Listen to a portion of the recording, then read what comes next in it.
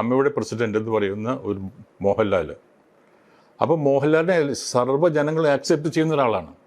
അമ്മയ്ക്ക് അംഗങ്ങൾ മാത്രമല്ല. അപ്പോൾ മോഹൻലാൽ എന്തെങ്കിലും ഒരു കാര്യമായിട്ട് അമ്മയ്ക്ക് വേണ്ടി പോയി കഴിഞ്ഞാൽ അത് അക്സെപ്റ്റഡ് ആണ്. അതിനകത്തൊരു നോ ആരും പറയില്ല. നേരെ മറിച്ച് ഒരു പുതിയ ആൾ ഇപ്പം ഞാൻ തന്നെ വന്നാൽ തന്നെ ഞാൻ പോകുമ്പോൾ ചിലപ്പോൾ ആ അക്സെപ്റ്റൻസ് കിട്ടിയെന്ന് വരില്ല. അങ്ങനെ ഒരു പ്രോബ്ലം ഉണ്ടാവാൻ ചാൻസ് ഉണ്ട് ഇവിടെ. ഇനി ഫർദറായിട്ടുള്ള അമ്മയുടെ ഏറ്റവും വലിയ പ്രശ്നം അതാണ്.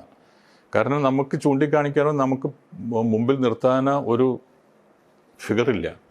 അതുകൊണ്ടാണോ മോഹൻലാൽ ഈ പ്രസിഡന്റ് സ്ഥാനത്തു നിന്ന് പിന്മാറുന്നു എന്ന് പറഞ്ഞപ്പോൾ ഇനി ആര് എന്നുള്ളൊരു ക്വസ്റ്റ്യൻ മാർക്ക് വന്നത്? യെസ്.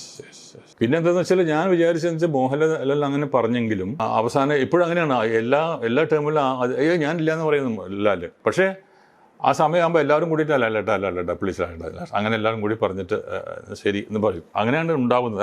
അതാണ് ഡെമോക്രസി എന്ന് പറഞ്ഞാൽ അതാണത്.